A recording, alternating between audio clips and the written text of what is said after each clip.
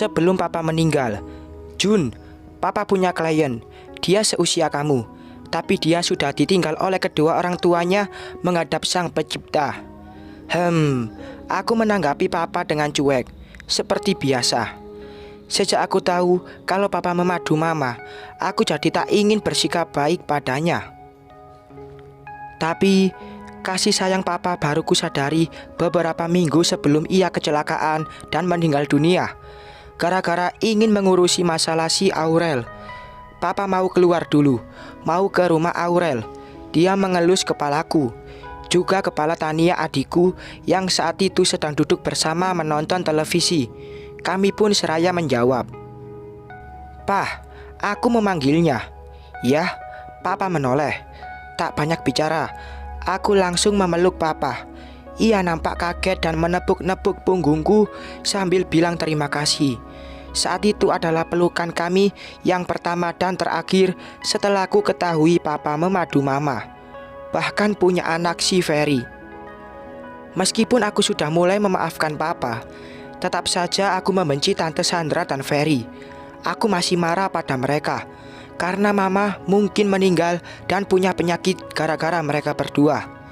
Sejak mama tahu kalau dia dimadu, sedangkan aku tahu belakangan. Aku tetaplah Arjuna si tukang keluyuran, hampir setiap malam keluar dan menikmati malam di diskotik. Hanya aku tetap terus berkarir hingga perusahaan yang kudirikan beberapa tahun silam mulai mencapai titik terang. Ibaratnya kebadunganku tidak mempengaruhi karirku. Aku tetap bisa fokus bekerja.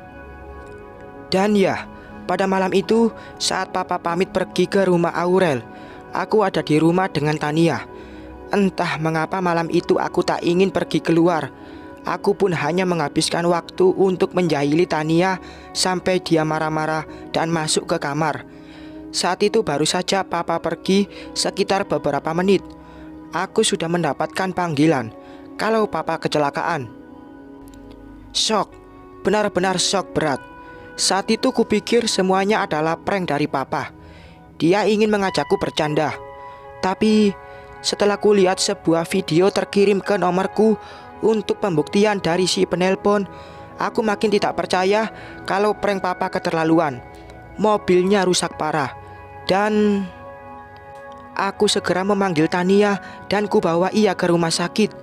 Sebelumnya dia tidak percaya karena sebelumnya kami sedang bercanda. Tapi dia melihatku yang benar-benar menangis histeris. Dia baru ikut menangis dan mulai percaya setelah kami datang ke rumah sakit. Saat itu juga mendapat kabar kalau nyawa papa tak bisa selamat. Lemah sudah lutut ini. Aku tak pernah menyangka papa akan pergi secepat itu. Dan bayangan saat aku memeluk papa itu amat terngiang-ngiang di benak. Tania menangis dan aku tak kuasa melihat ceceran air matanya. Adikku yang selalu aku cuekkan dan hanya papa yang membuatnya nyaman. Kini semua itu malah balik membuatku makin terpuruk. Aku hanyalah orang yang bisa ia jadikan perlindungan sekarang. Karena papa sudah pergi, aku harus menjaganya. Berita kepergian papa sudah tersebar luas di medsos. Ada orang yang upload kecelakaan papa yang tragis itu. Saat itu juga aku langsung telepon Aurel, orang yang selama ini selalu papa lindungi. Meskipun aku tidak tahu bagaimana orangnya. Kami tidak pernah bersua. Hanya papa selalu bilang, "Tolong jaga anak itu. Kalau bisa jadikanlah dia sebagai saudaramu. Karena dia sudah tak punya lagi orang tua. Dan kini nasib kita sama." Saat itu Aurel datang. Untuk pertama kalinya kami bertemu dan ku ketahui wajahnya. Dia memang cantik dan kelihatannya manja tapi baik. Dia amat histeris saat tahu kalau papa meninggal. Sesedih itukah dia? Dan aku yakin Aurel memang klien papa yang papa berikan perhatian khusus. Sampai-sampai mereka sedekat itu. Setelah pemakaman papa, aku baru tahu kalau Aurel lah penyebab kecelakaan papa. Mantan suaminya yang telah papa. Dan itu semua gara-gara dirinya. Aku yang saat itu baru beberapa hari baikan dengan papa, mungkin baru 1 minggu. Saat itu juga emosiku naik tajam. Aku tak bisa maafkan Aurel karena dia sudah hilangkan papa yang baru saja aku sadari lagi kasih sayangnya. Tapi gara-gara kasus si Aurel, papa pergi selamanya. Hari demi hari berlalu. Aku melihat curhatan papa di buku hariannya. Ternyata dia sangat menyayangiku. Dan dia juga sangat menyayangi Ferry pun Tante Sandra. Ada beberapa pesan papa juga supaya aku bisa ikut lindungi Aurel. Hingga akhirnya aku memutuskan untuk memaafkan Aurel saja. Yang lalu biarlah berlalu. Tapi tetap aku masih benci Ferry dan Tante Sandra. Aku juga berpikir kalau itu adalah resiko papa atas pekerjaannya. Mungkin selama ini bukan hanya itu saja masalah papa. Di luar sana pasti nyawanya terancam oleh mereka-mereka yang tidak pro dengannya. Maafkan Arjuna, Pah. Aku adalah anakmu yang masih labil. Aku tak tahu bagaimana cara mengolah emosi. Hari demi hari terus saja berlalu. Aku melihat Ferry dekat dengan Aurel. Bahkan aku juga baru tahu kalau Ferry pacaran dengannya. Aku tak bisa biarkan anak itu bahagia. Kuputuskan untuk ambil Aurel darinya. Namun setelah aku tahu kalau mereka hanya pacaran bohongan hanya untuk buat Tante Sandra senang, aku pikir niatku sia-sia. Ferry ternyata tidak pacaran dengan Aurel. Tapi tetap aku tak akan biarkan Ferry dekat dengan Aurel. Anak itu tidak boleh bahagia. Sama sekali aku tak punya rasa pada Aurel. Cinta? Tidak, aku tidak mencintainya. Aurel bukan wanita seperti yang kuinginkan. Aku mendekatinya itu semata-mata hanya tak ingin Ferry dekat dengannya.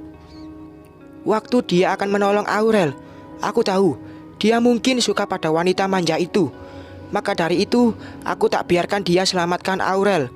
Anak buahku berhasil mengadangnya dan mencegah supaya aku sampai lebih dulu. Dan memang saat itu Aurel sedang disekap oleh mantan mertuanya. Sejak saat itu aku terus memepet Aurel supaya tidak bisa dekat dengan Ferry dan Tante Sandra. Aku benar-benar kaget saat ia tahu kalau akulah penyebab Tante Sandra shock. Aku jelaskan pada Tante Sandra kalau anaknya berbohong soal hubungannya dengan Aurel. Aku senang. Aku ingin Tante Sandra memarahi anaknya. Tapi aku tidak terpikir kalau Tante Sandra akan kena serangan jantung setelahnya. Tapi bodoh amat, biarlah, itu mungkin karma baginya karena telah merebut papa dari mama dulu. Karena aku yakin mereka pun sangat membenciku, hanya pura-pura baik saja. Apalagi Ferry. Ferry dan Tante Sandra tak jelaskan apapun soal kamu. Aku yang cari tahu. Kata-kata Aurel itu membuatku bingung. Aku tidak percaya. Pasti Ferry langsung mengadu pada anak manja itu kalau aku penyebab ibunya masuk ICU. Dan Aurel hanya pura-pura supaya aku tidak memarahi Ferry. Juna, ngelamun kamu? Om Idris menghampiriku di pinggir kolam renang. Lamunanku pecah. Om, kenapa? Gimana kamu sama si Aurel? Om harus pastikan kalau kalian itu pacaran, bahkan menikah, supaya kekeluargaan kita terjalin erat. Om Idris jongkok di sampingku. Dia tidak tahu kalau aku tak punya rasa sedikit pun pada wanita itu. Ya, biasa saja Om. Kamu harus lebih agresif sama wanita. Dia itu kan janda, pasti butuh kasih sayang lah, kata Om Idris mencoba menggoda. Gak segampang itu Om. Dan aku pikir kita gak akan bisa bersama. Aku punya jalanku sendiri Om. Kuutarakan perasaan ini. Entah mengapa emosiku untuk membuat Ferry sakit hati tiba-tiba menyusut perlahan. Tapi tidak, aku tidak boleh lemah. Gak bisa. Kamu harus berusaha dapetin Aurel, Juna.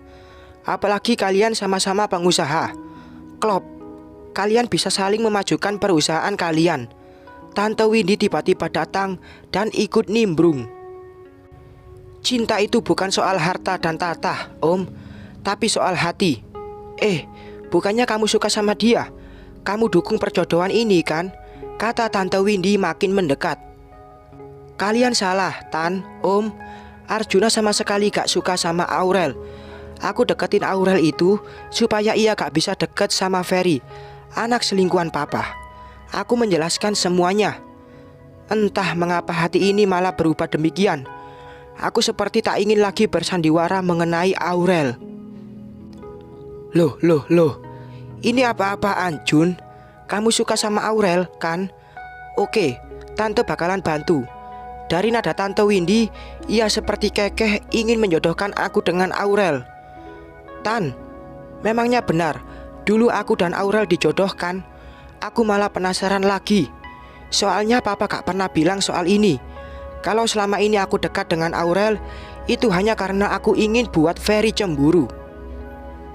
Jadi dia juga dekat sama si Ferry. Om Idris kaget. Dia memang tak begitu suka dengan madu mama. Aku menganggukkan kepala. Gak bisa. Kamu yang harus dapatkan Aurel, bukan si anak itu. Kamu tahu kan, mereka sudah rebut papa kamu. Om Idris berpikiran hal yang sama denganku. Iya, Om. Maka dari itu, aku gak akan kasih celah untuk mereka dekat. Kini ucapanku seperti sanksi. Entah mengapa aku malah kepikiran soal Tante Sandra yang telah kubuat dia masuk rumah sakit. Ini aneh. Aku tidak begitu emosi pada mereka lagi. Ah, tidak. Aku harus terus membuat mereka menderita. Tante gak mau tahu. Kalian harus bersama supaya kita menjadi satu keluarga, Juna. Tante sama Om ini satu-satunya orang tua kamu sama Tania. Kamu harus nurut. Apalagi ini amanah. Kembali Tante Windy bawa-bawa amanah. Kemarin aku memang kekeh ikut mereka. Tapi alasanku bukan untuk dapatkan Aurel. Semata-mata hanya ingin lihat Ferry sakit hati. Siapa tahu dia memiliki rasa pada Aurel. Nanti kupikirkan, Om, Tante. Aku beranjak pergi ke dalam rumah. Tante pegang janji kamu. Tante gak mau emban amanah ini lama-lama. Tante Windy kekeh. Aku tak menjawab apa yang diucapkan Tante Windy. Tania, ngapain? Aku memergoki Tania sedang berdiri.